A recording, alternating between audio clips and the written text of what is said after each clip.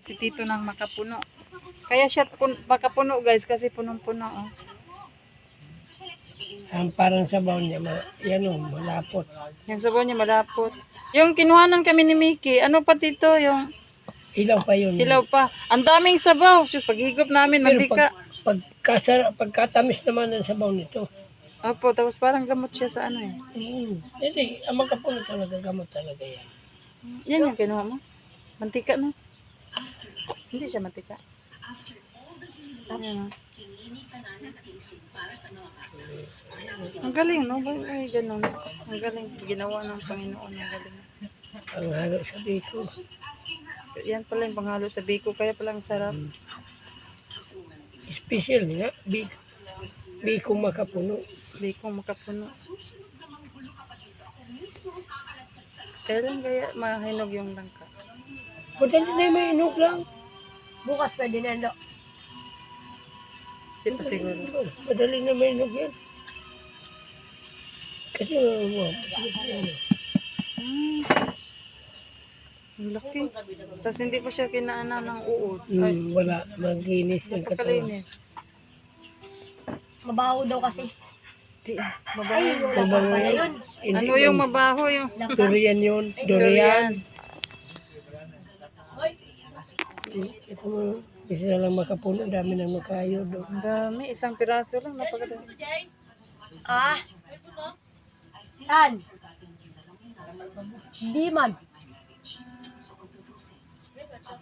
Mas okay pa yung makapuno kaysa niyog dito. Oo, mas maganda to. Ni pangalo sa biko. Kaya malan kilo na makapuno. 4 kilo to. Ang ganda.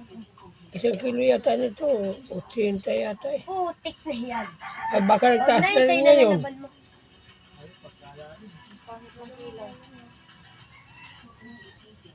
Sige.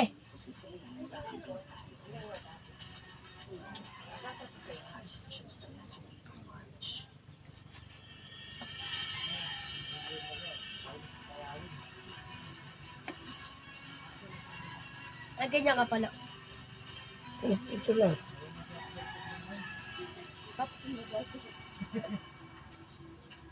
Matamis na. Coconut. Tawid ka pala ni lolo mo. Tawid ka. Panganay na apo.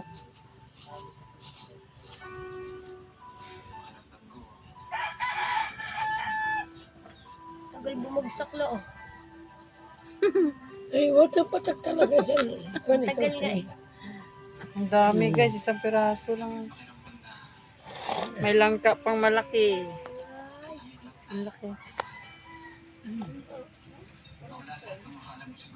Limutin mo lo, sayang. Tama na yan. Hindi naman binibili. Kayo na mo. Hindi naman binibili eh. Kung binibili. Tapos yung niyog dito,